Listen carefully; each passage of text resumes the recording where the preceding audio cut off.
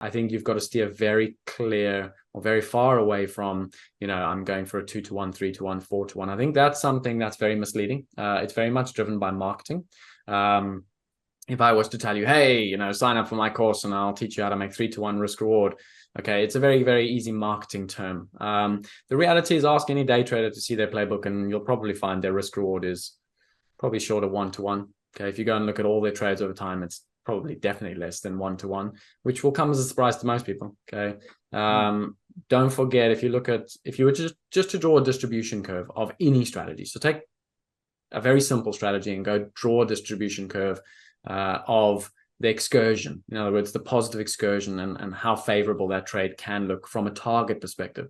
What you'll find is that it's very far into the right. In other words, the really big winners from a distribution perspective happen 1%, 2% of the time, whereas the 1-to-1s happen frequently, 40, 50, 60% of the time. So just looking at pure basic statistics, you've got to be realistic. You've got to say to yourself, if the market's offering me 1-to-1, 40, 50, 60% of the time, that's probably what you've got to be looking at in terms of target. Okay. You've got to leave the 3-to-1s, 4-to-1s, 5-to-1s for, I think you just got to leave those alone. Not because they're not possible, but because I like to think of those as the ego trades. They're the ones that when you do get it right, cool. All right. You're not going to be doing it on any size. You're not going to be doing any leverage.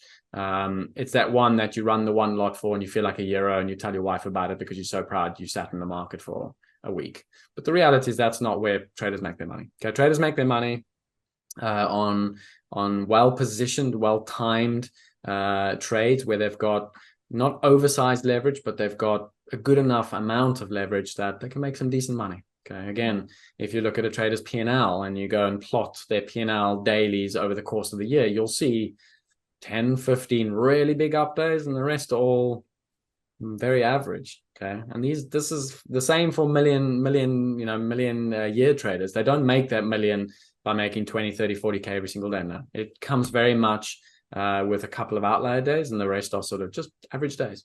Okay. So again, I think that probably does, for new traders particularly, get that idea out of your head that 3-to-1, 4-to-1, 5-to-1. I think the reality of the situation is you're not going to get those winners as much as you think.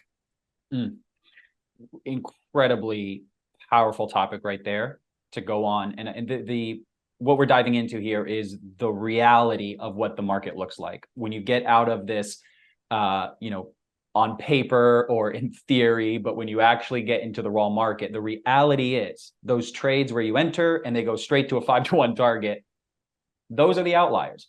And what it actually looks like, the process of entering a trades that fail immediately or entering trades that go partially to your target and then something changes or, making up for all of those variations, where are the meat of your trades going to come from realistically? And it is not, I'm going to enter here, exit here for a loss or exit at this 5-to-1 target. That's just not what it looks like in real life. Exactly. And so how we could talk about that for a long time. I'm really glad you brought it up, but I'm glad we at least touched on